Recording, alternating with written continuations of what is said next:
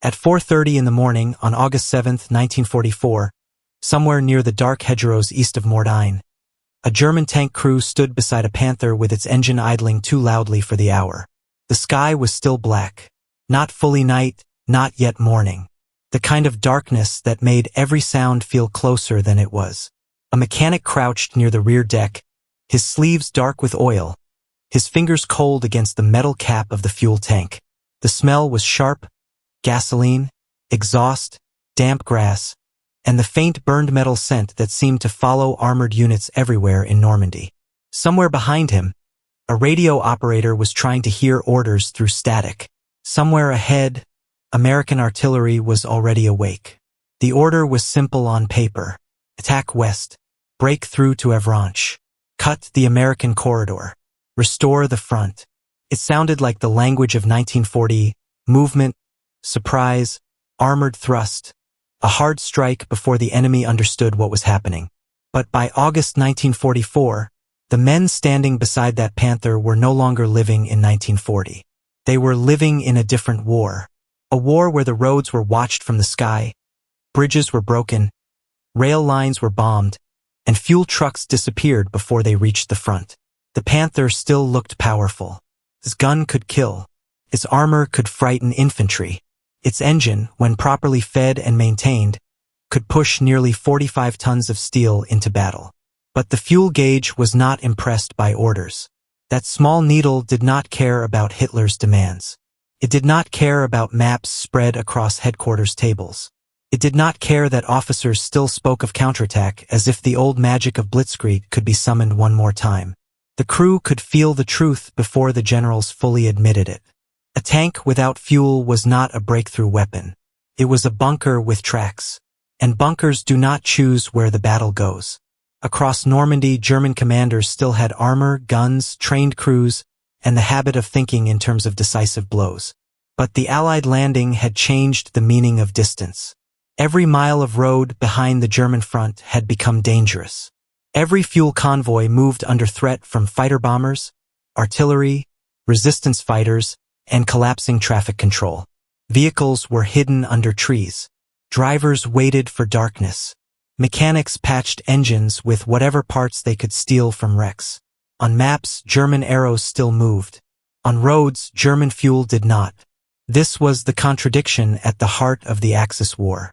Germany and Japan both built their dreams of victory around movement. Vast armies, long-range aircraft, carrier fleets, armored thrusts, sudden attacks, expanding fronts. But movement was never free. Every mile had a price, and the price was paid in fuel. At Mortain, the price was coming due. The crew heard the radio again. The order repeated. Advance. No one said what all of them knew. They could move. Perhaps they could fight. Perhaps they could even reach the first objective. But if the fuel ran out under American aircraft, with the roads blocked and the hedgerows closing in around them, the tank would become something else. Not a weapon. A tomb. They believed the attack could restore the front. What really happened was that the front had already been broken in a quieter place. In fuel dumps, rail yards, truck columns, and supply roads where the war had been bleeding long before the first Panther rolled forward. And to understand why that mattered, we have to go back to the beginning, to the years when Axis commanders believed speed could solve almost everything. Speed would solve everything. In the early years of the war, speed seemed almost like proof. Poland fell quickly. France, believed by many to be protected by memory, fortifications, and a great army, collapsed in weeks. German armored columns crossed borders, bypassed strong points, and turned confusion into a weapon. Stuka dive bombers screamed down from the sky. Radios carried orders faster than older armies could react. Tanks did not have to destroy everything in front of them. They only had to break through, keep moving, and make the enemy's command system collapse behind the lines. To many Axis commanders, this looked like the future. And for a time, it was. The German army had learned how to make movement feel like destiny. A breakthrough at the right point could create panic deeper than the physical damage it caused. A commander willing to push forward could turn hesitation into disaster for the enemy. A tank column did not simply occupy space. It attacked time. It forced decisions before the other side was ready to make them. But speed created its own illusion. It made fuel look like a detail, not unimportant. No serious commander thought that, but manageable. Something staff officers could calculate, truck units could deliver, and captured stocks might supplement along the way. If the war ended quickly enough, the deeper weakness would not have time to become decisive. That was the belief. Germany did not have the petroleum foundation for a long global war against industrial powers with access to vast oil reserves. It leaned heavily on synthetic fuel, Romanian oil, captured supplies, strict allocation, and the hope that operations would end before shortages became fatal. The early victories helped hide the danger. A short campaign rewards boldness. It makes logistics look obedient. It makes fuel appear when the army needs it, because the army has not yet driven far enough to expose the full cost. Japan carried its own version of the same belief. Japanese leaders understood that oil mattered. The American embargo and restrictions before the Pacific War made that painfully clear. The decision to strike south toward the Dutch East Indies was, in part, a decision about oil. The empire needed fuel for ships, aircraft, industry, and war itself. So Japan moved with stunning speed. Pearl Harbor, Malaya, the Philippines, the Dutch East Indies, island after island, sea lane after sea lane. On paper, the solution seemed visible. Seize the oil fields. Build a defensive perimeter. Force the enemy to negotiate before the industrial balance becomes unbearable. But possession is not the same as use. Oil in the ground is not fuel in a fighter's tank. Crude oil is not aviation gasoline. Captured fields do not protect tanker routes. Refineries do not defend themselves. A convoy does not become safe because a map says the empire controls the sea around it. That was the part hidden beneath the triumph. The Axis powers believed movement could create the conditions for survival. In Europe, speed would win before resources ran thin. In the Pacific, expansion would capture the resources needed to continue. Both ideas had logic. Both were built on real victories. Both were believed by serious men who had watched enemies collapse under pressure. But war has a way of punishing beliefs that only work at the beginning. As campaigns lengthened, the meaning of fuel changed. It was no longer a supply item listed beneath ammunition and spare parts. It became the measure of possibility. A commander could order a division to attack, but fuel determined whether the division moved. An admiral could plan a sortie, but fuel determined whether the fleet left harbor. A pilot could be trained for combat, but fuel determined how many hours he spent in the air before meeting an enemy who had trained longer. In the first victories, engines roared. Later, the same engines waited. That was the slow reversal. Not one explosion. Not one dramatic moment. A gradual tightening around every machine the Axis depended on. The belief was that speed would solve the fuel problem before fuel could decide the war. The reality was harsher. Speed increased the appetite. And nowhere did that become clearer than on the long roads into the Soviet Union, where German armies discovered that every mile forward could become a mile of weakness behind them. The army that outran its own lifeline. The road east did not look like a road for long. In the summer of 1941, German columns rolled into the Soviet Union with the confidence of men who had seen armies fall apart before.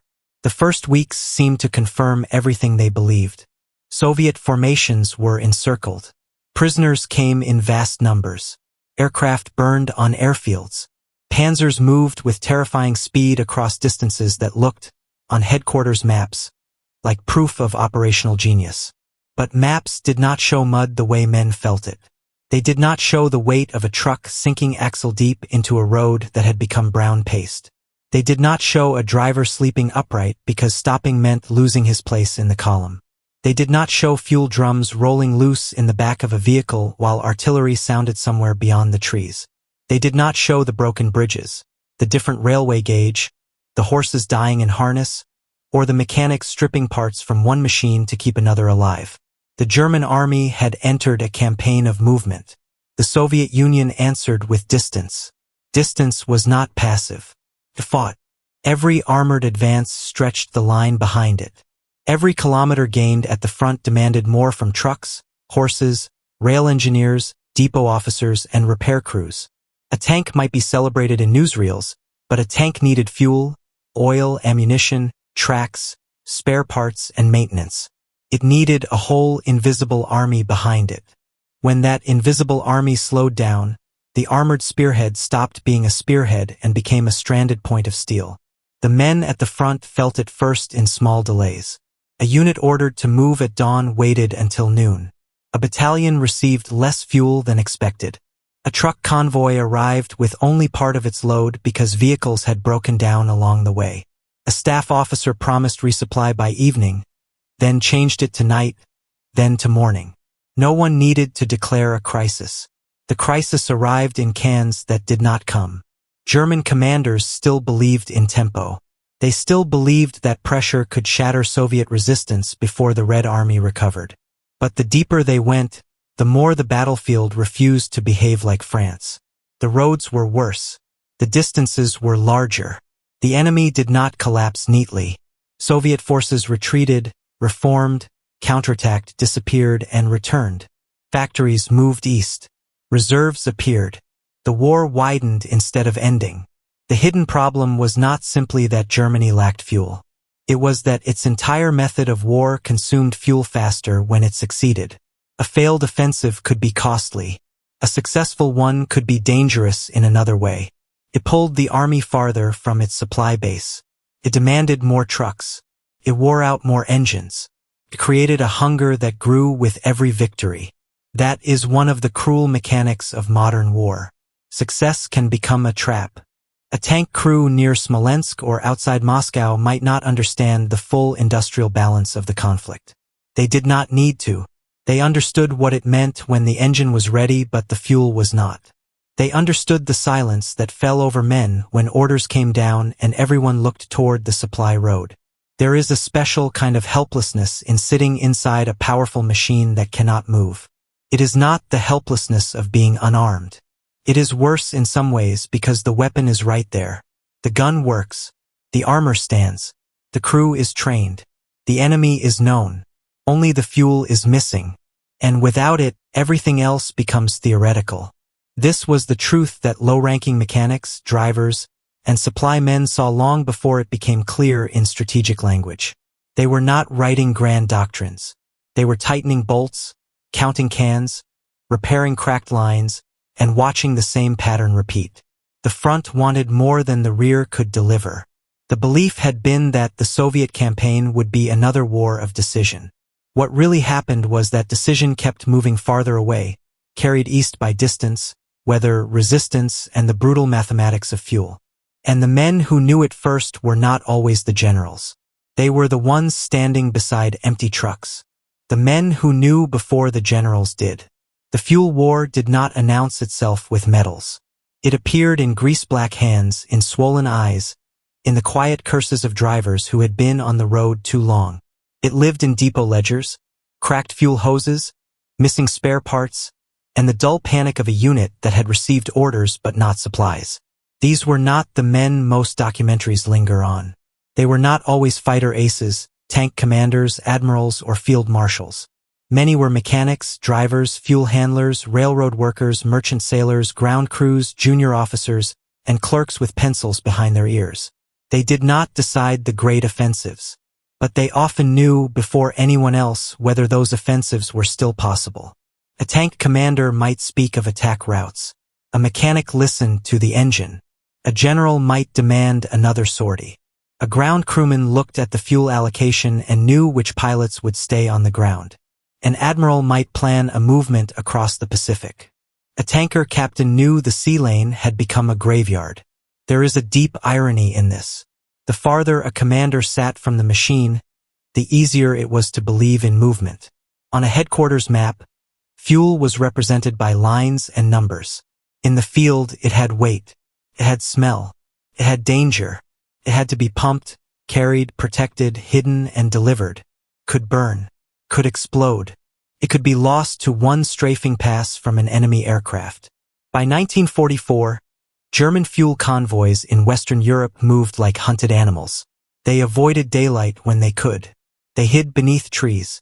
Drivers learned to fear open roads and clear skies. A truck full of fuel was not just cargo. It was a rolling bomb. The men driving it were often less protected than the tank crews waiting at the front, yet without them the tanks were useless. In the Pacific, Japanese tanker crews faced a colder version of the same truth. A tanker was slow, vulnerable, and essential. American submarines did not need to defeat the Japanese fleet in a dramatic surface battle to weaken it. They could kill the bloodstream. One tanker at a time. One convoy at a time. One route at a time. The men aboard those ships knew what was happening in a way no patriotic statement could soften. They heard rumors of other tankers vanishing. They watched escorts stretch too thin.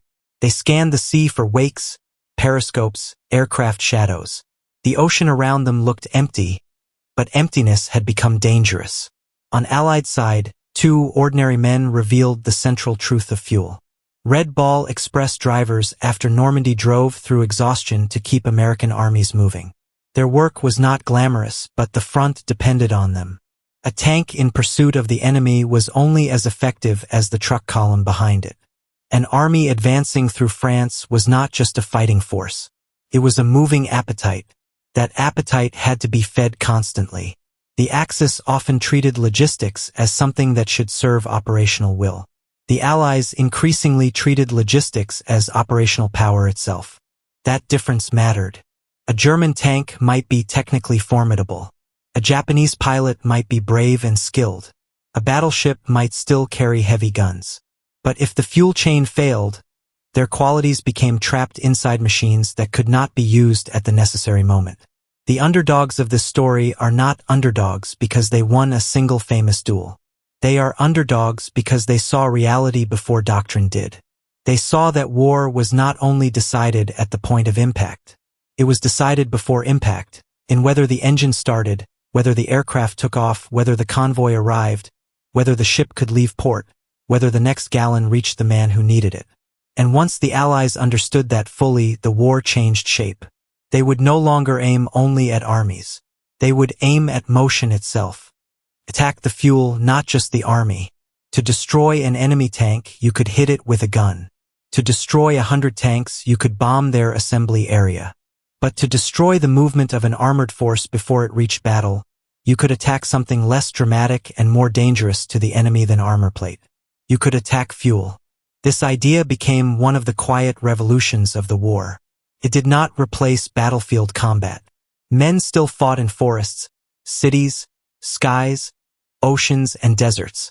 But Allied planners increasingly understood that the Axis war machine could be weakened before the battle began by striking the systems that allowed it to move. Oil fields, refineries, synthetic fuel plants, storage tanks, rail yards, bridges, tanker routes, pipelines, ports. The targets were not always glamorous. They were often heavily defended, difficult to reach, and expensive to attack. Bombing a refinery did not produce the same clean image as destroying a tank column. A submarine sinking a tanker did not have the drama of a battleship duel. A mining campaign against shipping lanes could seem almost invisible compared with a great amphibious landing. But the results could be devastating. For Germany, fuel was a wound that could not be easily healed. The Reich depended on a mixture of sources: synthetic fuel, Romanian oil, captured stocks, and careful rationing. Each was vulnerable in different ways. Synthetic plants could be bombed. Romanian oil could be attacked. Rail movement could be disrupted. Distribution could be strangled. The attack on oil was not always immediate in its effects, and it was never simple. Weather interfered. Bombing accuracy varied. Defenses were fierce. Repairs could restore production faster than planners hoped. But over time, repeated blows created pressure that could be felt everywhere. In pilot training, armored operations, transport, and reserves. For Japan, the fuel war was shaped by water.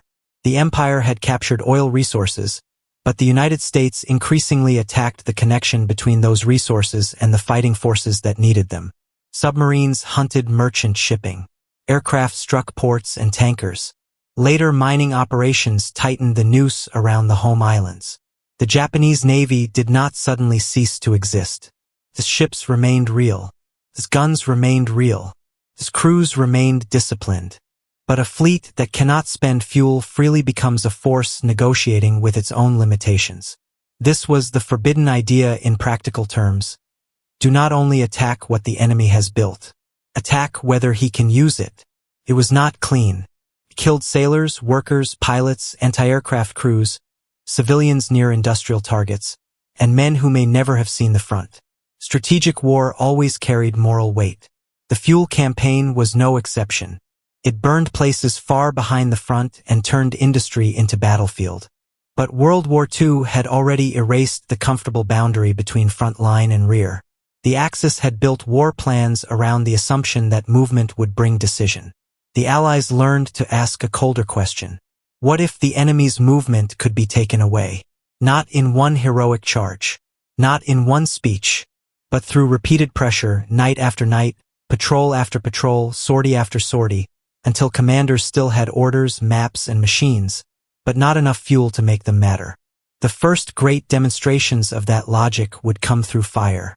And one of the most dangerous paths to that fire led low over Romania, toward a name Allied aircrews would not forget. Ploiești.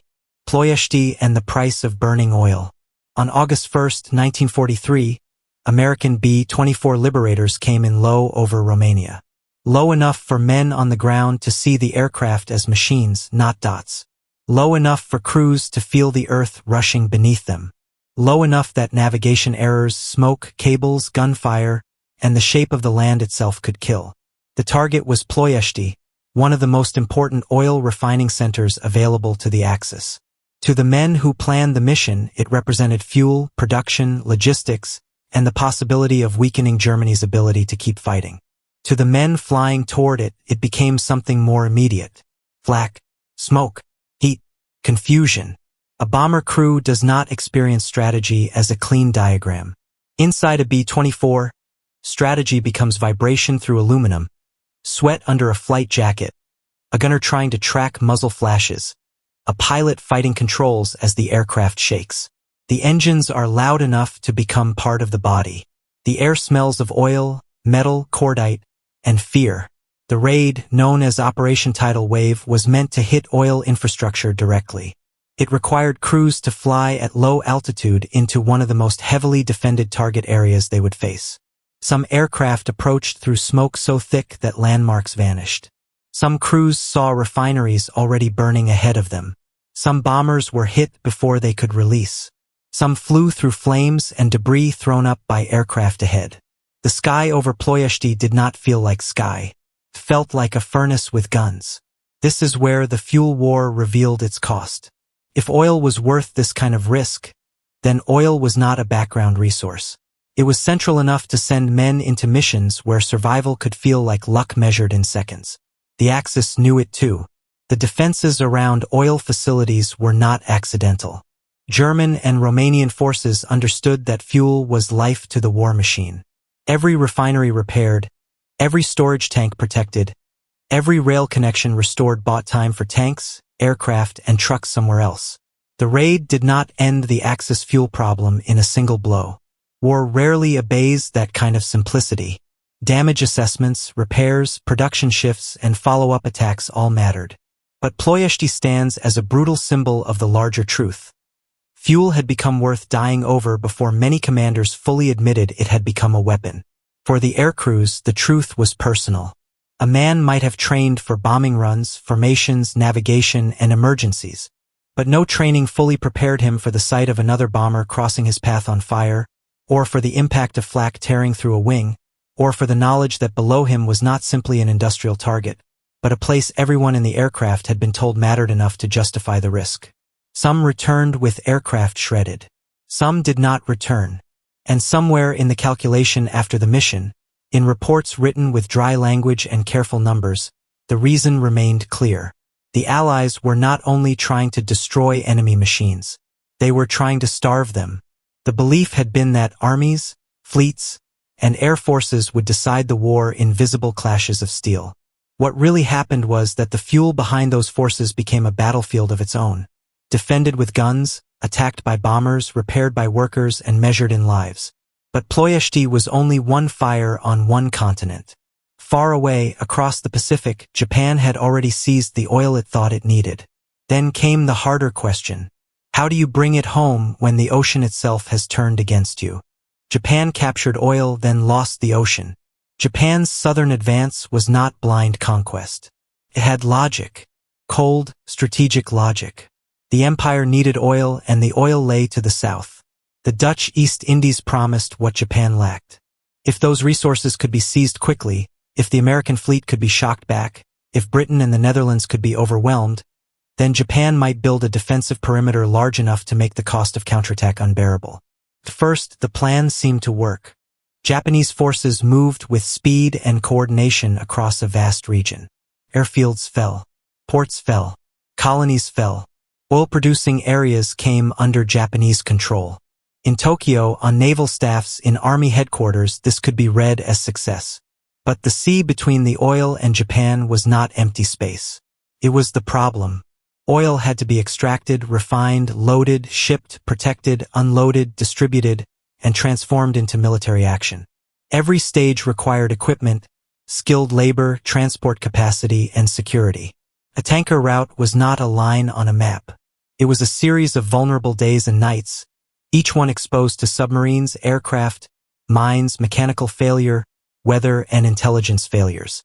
The United States did not need to occupy every oil field to damage Japan's fuel position. It could attack the shipping that made those fields useful. American submarines became hunters of the empire's bloodstream. Their war was often lonely, technical, and terrifying. A submarine crew might spend long hours in stale air, listening to the ocean through headphones, waiting for the right angle, the right range, the right moment. When a tanker appeared, it was not just another ship. It was future flight hours, future naval operations, future industry, future movement. A torpedo hitting a tanker could echo months later in a pilot's shortened training, a warship's canceled sortie, or an aircraft parked without fuel. Japan's commanders did adapt. Convoys were organized and reorganized. Escorts were assigned where possible. Routes shifted. But the demands of empire were too large and the protection too thin. Tankers were slow and valuable. Escorts were needed everywhere. American pressure grew stronger as the war moved forward. The consequences were visible in strange ways. A pilot training program loses fuel, and the loss does not look dramatic at first. There is no explosion, no headline, just fewer hours in the air, less practice, less confidence. More young men arriving at combat units with too little experience against enemies who are growing stronger, better equipped, and more numerous. A fleet loses fuel, and the loss may look like caution. Ships remain in harbor. Operations are delayed or limited. Commanders begin saving fuel for decisive moments that may never arrive on favorable terms. The machine still exists, but it is no longer free. That is what happened to Japan's naval power. It did not vanish all at once. It became constrained. Heavy ships that had once symbolized imperial reach increasingly had to be used with painful calculation. Movement itself became expensive. This was the great irony. Japan had gone to war in part to solve the fuel crisis. The war made the crisis worse. They believed capturing oil fields would secure the empire's future. What really happened was that oil fields without safe sea lanes became promises that could not reliably reach the machines that needed them. And by 1944, the fuel crisis was no longer hidden inside planning documents. It was in the cockpit. It was in the harbor. It was in the empty hours when aircraft should have been flying. It was in the mathematics of survival. A tank, a plane, a ship, and the same empty gauge. A fuel gauge is a small instrument. It does not look like strategy. It does not carry the drama of a cannon barrel or the menace of a torpedo wake. It sits in front of a man who may be tired, frightened, cold, or too busy to stare at it for long. A needle, a marking, a limit. But in war, limits are often where truth begins. For a tank, fuel determines range. Range determines whether the crew can attack, withdraw, reposition, or escape encirclement. Armor thickness may matter. Gun power may matter. Crew skill may matter. But if the engine cannot run, the tank's qualities remain locked in place. For an aircraft, fuel determines training, patrol time, combat radius, and the margin between returning home and disappearing into water, forest, or cloud. A pilot with too few training hours enters combat already behind. He may be brave. He may be willing. But bravery does not teach deflection shooting, formation discipline, emergency handling, or the feel of an aircraft at the edge of control. For a ship, fuel determines whether power can become presence. A battleship in harbor may still be formidable in theory, but naval power depends on movement. Reaching the battle area, escorting convoys, avoiding submarines, supporting landings, contesting sea lanes. Without fuel, a fleet becomes a symbol guarded by its own shortage. For a truck, fuel determines whether every other weapon reaches the front. This is the part that changes the meaning of numbers. A fuel shortage is not simply a percentage. A commander cannot always reduce war evenly. 10% less fuel does not mean every unit fights 10% less. It may mean one formation attacks and another remains still. It may mean pilots train fewer hours before combat. It may mean wounded men wait longer. It may mean ammunition arrives but food does not, or artillery moves while infantry transport fails. Shortage forces choice. Choice creates losers before battle begins. The Allies, especially the United States, brought a different scale to this problem. They did not solve logistics perfectly. They suffered shortages, traffic jams, bottlenecks, broken plans, and emergency improvisations. After Normandy, Allied armies themselves had to fight the tyranny of distance as they raced across France. The Red Ball Express became a symbol of that struggle, truck drivers pushing supplies forward with exhaustion written into every mile. But the Allied system had depth. Fuel production, tanker fleets, repair capacity, shipping, pipelines, trucks, depots, and industrial replacement gave Allied commanders a freedom the Axis increasingly lacked. They could make mistakes and still recover movement. They could feed armies across oceans. They could train pilots with more hours. They could replace losses at a rate that made Axis commanders feel as if the enemy was not merely fighting, but multiplying. That psychological effect mattered. Axis soldiers often faced not just Allied weapons but Allied continuity. Another artillery barrage. Another airstrike. Another column of trucks. Another wave of aircraft. Another armored unit appearing where fuel-starved assumptions said it should not be. Fuel gave endurance a mechanical form. And endurance breaks confidence in a way sudden defeat does not. A sudden defeat can be blamed on surprise, weather, bad luck, poor timing. But endless enemy movement creates a darker realization. The enemy is not winning only because of one clever move. The enemy can keep coming. The Axis belief had often centered on decisive operations, the one blow, the one campaign, the one expansion that would change the balance. The battlefield reality was that modern war punished those who could not sustain the day after victory, and the day after that, and the day after that. The numbers explained the collapse. But numbers alone cannot show what it felt like. For that, we return to the men waiting beside silent engines. Engines silent, men waiting. There are photographs from late-war battlefields that look almost calm until you understand them. A tank abandoned beside a road. An aircraft parked at the edge of a field. A truck burned out near a ditch. A fuel drum lying on its side. Men walking away from a machine that, hours earlier, may have represented protection, mobility, or hope. Not every abandoned vehicle was out of fuel. War destroys machines in many ways. Tracks break. Engines fail. Crews are killed. Bridges collapse. Orders change. But fuel shortage gave abandonment a particular bitterness. The machine might still be intact. The crew might still be alive. The gun might still work. And still, they had to leave it.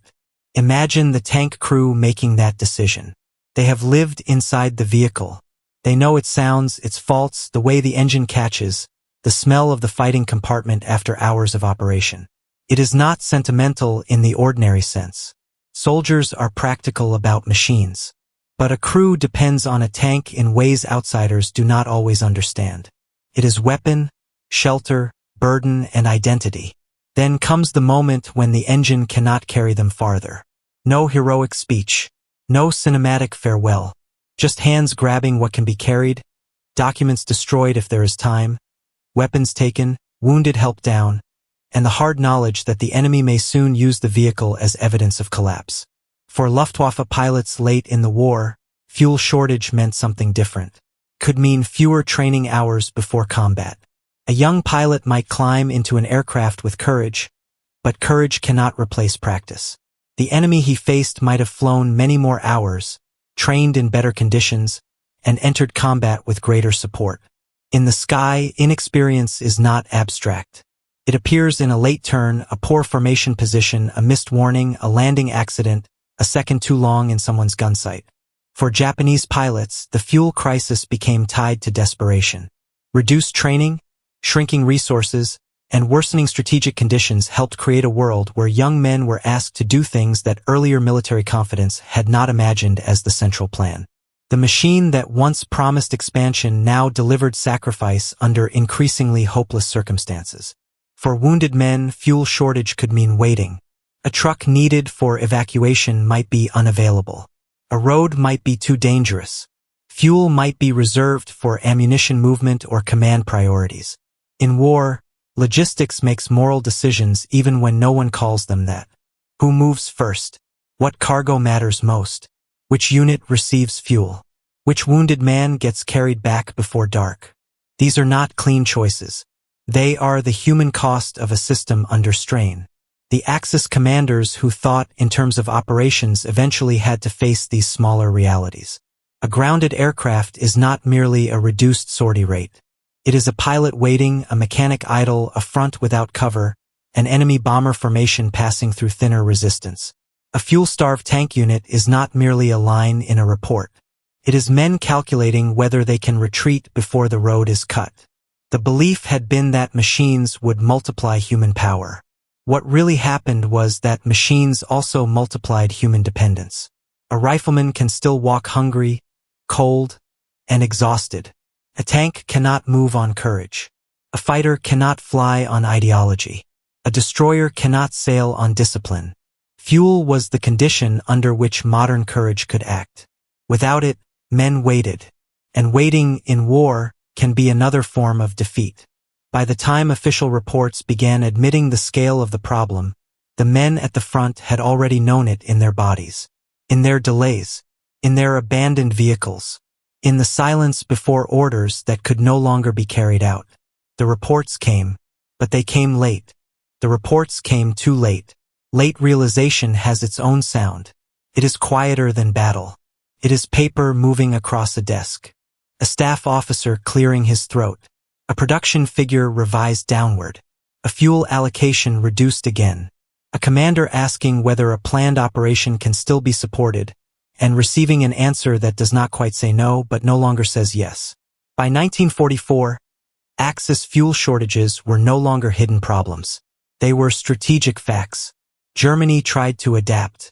Production was dispersed. Repairs were accelerated. Synthetic fuel plants were defended and restored when possible. Priorities shifted between the army, the Luftwaffe, and other demands. But every solution was under attack by time, bombing, transport disruption, and shrinking territory. The Luftwaffe suffered deeply. Aircraft could still be built, but aircraft alone did not create air power. Air power required trained pilots, fuel for training, fuel for operations, spare parts, maintenance, airfields, radar, command systems, and the ability to replace losses. When fuel became scarce, training suffered. When training suffered, combat losses became harder to replace with equal quality. When losses mounted, the system weakened further. The spiral was cruel because it fed itself. Japan faced a similar tightening. Convoy systems improved too late and under too much pressure. Tanker losses hurt not only immediate supply but future planning. Ships had to be saved for major operations, but saving fuel could mean surrendering initiative. The fleet still existed, yet its freedom of action narrowed. At Leyte Gulf and in the final phases of the Pacific War, Japanese naval decisions were shaped by fuel constraints as well as strategy, courage, and desperation. Verify specific operational fuel figures before final production. Ships could be committed, but not with the same freedom as earlier in the war. Every movement carried the weight of what could not be replaced. This is what delayed recognition means in war. It does not mean no one saw the problem. Many saw pieces of it. Engineers, logisticians, tanker captains, pilots, and production officials understood more than propaganda could admit. Some commanders knew enough to worry. Reports existed. Warnings existed. Constraints were discussed. But knowing a problem exists is not the same as restructuring a war around it in time. Axis strategy had been built on assumptions that could not easily be abandoned. Germany needed decisive results because a prolonged material war favored its enemies. Japan needed access to resources because it lacked them, but the war required to secure those resources made transport and protection more difficult. Both powers were caught in strategic contradictions that battlefield courage could not solve. By the time fuel was fully recognized as a central weapon, Allied pressure had already transformed shortage into paralysis. Factories could be ordered to produce. Pilots could be ordered to fly. Tank crews could be ordered to attack. Fleet commanders could be ordered to move. But orders do not fill tanks. The tragedy of late realization is that it often arrives with clarity but without rescue. Men finally understand the shape of the disaster after the doors have closed around them. The Axis did not lose only because of fuel. Wars are too complex for one cause. Intelligence, industry, manpower, strategy, technology, leadership, geography, morale, and battlefield decisions all mattered. But fuel sat beneath many of them like a hidden foundation. When it cracked, other strengths became harder to use. The belief had been that enough will, skill, and tactical violence could overcome shortage. What really happened was that shortage chose the limits within which will and skill could operate. And this lesson did not vanish in 1945. It became part of the way modern militaries understood war. Fuel had become the real front line. Fuel became the real front line. After the war, the lesson remained, even when the smoke cleared. World War II had shown that a modern army was not simply a collection of fighting units. It was a moving industrial system. Tanks, aircraft, ships, artillery, hospitals, repair depots, bridges, trucks, railways, pipelines, ports, and fuel storage all belonged to the same organism. Damage one part badly enough and the front would feel it. The Allies had not simply built more weapons. They had sustained them. That distinction matters. A tank built in a factory is potential. A tank delivered to a port is closer to power. A tank unloaded, fueled, repaired, crewed, supplied with ammunition, moved to the front, coordinated with infantry and artillery, and refueled after the first advance. That is battlefield power. The same was true in the air. An aircraft was not air superiority by itself. Air superiority required fuel, trained pilots, spare parts, maintenance crews, radar, airfields, rescue systems, and enough replacement capacity to keep flying after losses. At sea, ships required fuel on a scale that made naval strategy inseparable from logistics. A fleet without fuel could not protect convoys, contest landings, raid enemy routes, or impose presence across distance. It could remain impressive and still be strategically trapped. This is why fuel became more than supply. It became permission. Permission to attack. Permission to retreat. Permission to train. Permission to pursue. Permission to rescue. Permission to choose. The Axis lost that permission gradually. The Allies, despite their own bottlenecks and mistakes, increasingly possessed it. In Western Europe, Allied fuel logistics after Normandy were difficult, sometimes chaotic, and often stretched to the limit. But the scale of the system allowed continued pressure. Trucks ran. Pipelines were built. Ports were repaired. Depots expanded. Fuel crossed oceans and moved forward by road and rail. It was not elegant. It was enormous. And enormous mattered. The soldier at the front might not see the full machine behind him, but he felt its presence when artillery fired again, when trucks arrived, when aircraft returned overhead, when tanks pushed forward after yesterday's losses. The enemy felt it too. There is a psychological effect in facing an opponent whose movement does not seem to stop. That effect breaks more than positions. It breaks assumptions. Axis commanders had often believed that quality, daring, and operational brilliance could compensate for imbalance. Sometimes they did temporarily. German tactical skill was real. Japanese early war coordination was real. Individual courage on Axis side was real, and it should not be dismissed. But the war did not reward isolated excellence enough to overcome sustained material pressure. The longer the war lasted, the more reality favored systems that could endure. Fuel was at the center of endurance. The legacy of the fuel war is not that machines do not matter. They matter enormously, but machines matter only inside systems that keep them alive. A brilliant tank design can still be abandoned. A trained pilot can still be grounded. A powerful fleet can still sit in harbor while events move beyond it. World War II forced modern militaries to understand that logistics was not behind the war. Logistics was part of the war. Fuel was not simply stored behind the front. Fuel was the front, stretched backward across continents and oceans. And that brings us back to Mortain, to the man beside the Panther, to the low needle on the gauge, and to the order that still demanded movement from a machine already bargaining with its own limits.